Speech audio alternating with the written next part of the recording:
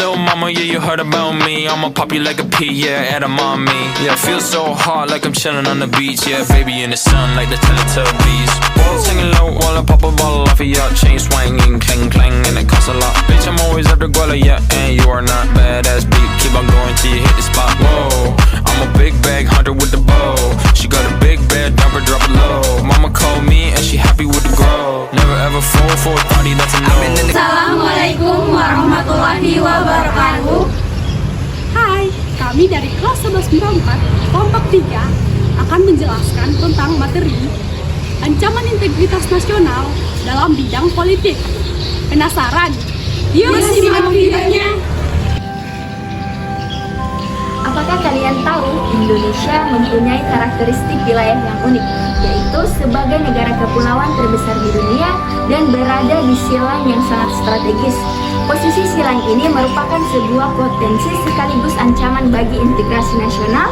Dikatakan sebuah potensi karena akan memberikan dampak positif bagi kemajuan bangsa Indonesia, dan juga dapat dikatakan memberikan dampak negatif karena menjadikan Indonesia sebagai negara yang tidak terbebas dari ancaman yang dapat memecah belah bangsa. Ancaman bagi integrasi nasional tersebut datang dari luar maupun dari dalam negeri Indonesia itu sendiri dalam berbagai dimensi kehidupan. Contohnya yang akan kita bahas pada kesempatan kali ini yaitu ancaman integrasi nasional pada bidang politik. Terhadap urusan dalam negeri negara lain.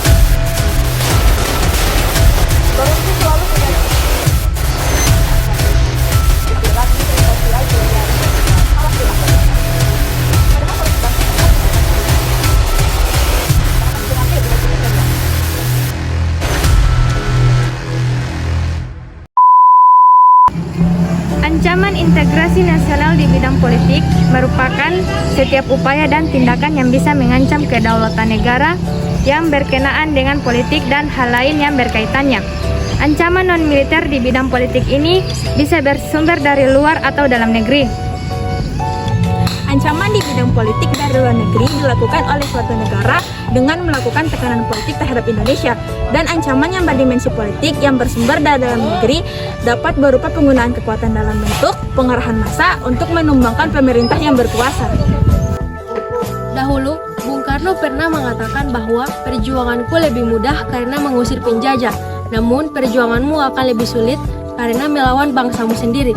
Ancaman dari luar memang selalu ada, namun umumnya lebih mudah diidentifikasi dan masyarakat akan dapat secara mudah dimobilisasi untuk melawannya.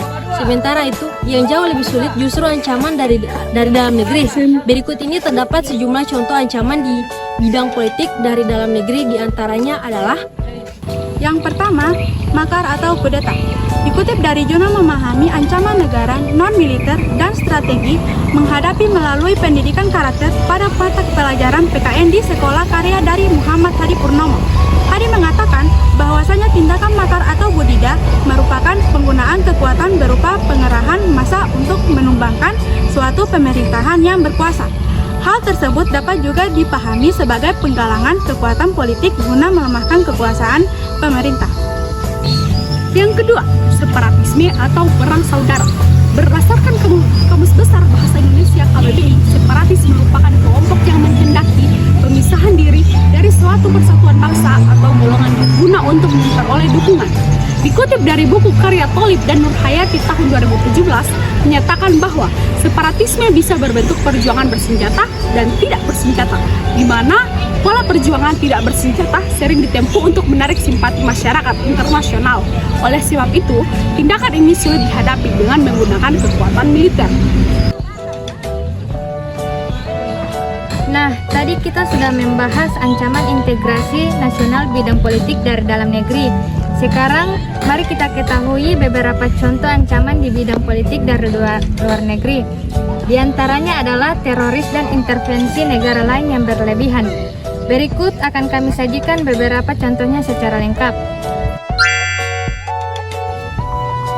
Yang pertama, terorisme. Dikutip dari Jurnal Terorisme dalam Perspektif Politik dan Hukum karya dari Mulyani W. Kusuma 202, menyatakan bahwa terorisme internasional merupakan penggunaan ancaman kekerasan tanpa pandang bulu, baik itu kepada musuh maupun sekutu dalam mencapai tujuan. di mana paham-paham radikal yang berakar dari satu kelompok di negara tertentu bisa menyebarkan negara lainnya. Umumnya, selain menyebar teror, kelompok teroris juga ingin menyebarkan paham yang mereka anut dan mengganti ideologi negara yang tidak sesuai dengan kehendaknya. Yang kedua, negara asing yang terlalu ikut campur. Terkadang, negara asing melakukan tekanan politik seperti intimidasi, provokasi, atau blokade politik, di mana hal itu adalah salah satu ancaman non-militer di bidang politik yang seringkali digunakan oleh pihak tertentu untuk menekan negara lain. Terdapat berbagai langkah yang bisa Anda jadikan sebagai strategi dalam mengatasi ancaman di bidang politik. Pengupayaan strategi ini antara lain bisa melalui pendekatan ke dalam dan pendekatan keluar. Yang pertama, pendekatan ke dalam. Maksud dari pendekatan ke dalam yaitu pembangunan dan penataan sistem politik dalam negeri yang sehat dan dinamis. Penataan ke dalam ini diwujudkan melalui pembangunan dan penataan sistem politik dalam negeri yang dikemas dalam 3 pengokohan pilar. Di antaranya adalah: yang pertama, memperkuat penyelenggaraan pemerintahan negara yang sah, efektif, bersih, berwibawa, bebas korupsi, kolusi, nepotisme atau KKN. Yang kedua, memperkuat legislatif sebagai lembaga yang berkualitas dan profesional di bidangnya. Yang ketiga, memperkuat kekuatan politik nasional baik itu dari partai politik atau organisasi masyarakat. Yang kedua, pendekatan ke luar negeri.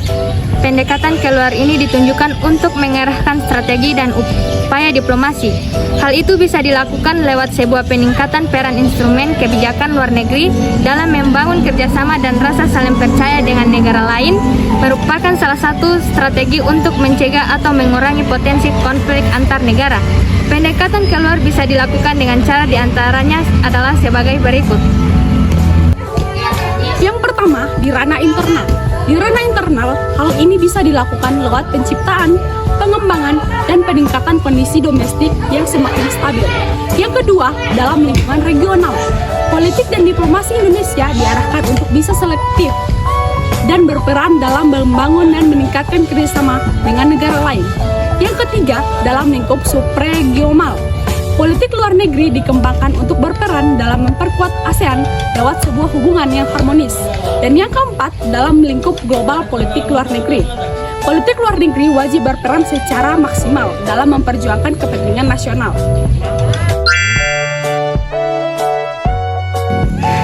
Nah, dari penjelasan kami tadi dapat disimpulkan bahwa ancaman integrasi nasional di bidang politik dapat bersumber dari luar negeri maupun dalam negeri. Ancaman di bidang politik dilakukan oleh suatu negara dengan melakukan tekanan politik terhadap Indonesia. Strategi di bidang politik terwujud dengan adanya kehidupan politik bangsa yang berlandaskan demokrasi Pancasila, yang telah mampu memelihara stabilitas politik yang sehat dan dinamis, serta mampu melaksanakan politik luar negeri Indonesia bebas dan aktif. Nah, sudah tahu kan apa sih itu ancaman integritas nasional dalam bidang politik dan bagaimana cara mengatasi permasalahan tersebut. Semoga video ini bisa bermanfaat untuk teman-teman semua. Sekian dari kami, wassalamualaikum